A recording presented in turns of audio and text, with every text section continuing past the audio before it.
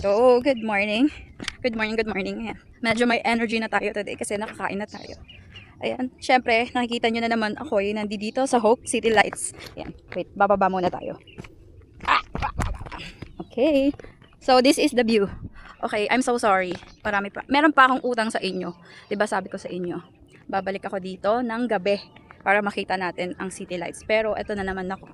Morning view pa rin ang ipapakita ko sa inyo. Ayan. Ganda naman talaga yung trail today, paakyat ng Parawagan.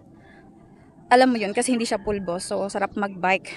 Ayan, kaya morning view pa rin tayo dito sa Hope City.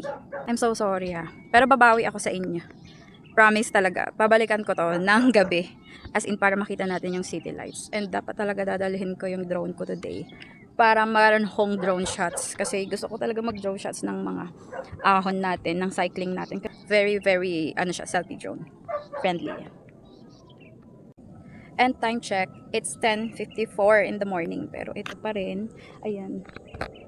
Ang ganda ng weather today. Ayan, makulimlim lang siya. Very foggy ang ano natin ha, ang atake ng weather ngayon. Ayan, nakaka-relax siya and sarap mag-bike no pag ganito lang yung weather.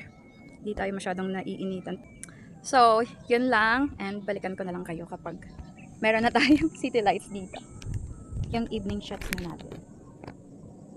Sa ngayon, i-feel muna natin yung moment ng ating morning view. So guys, this is the morning view from Hope City Lights.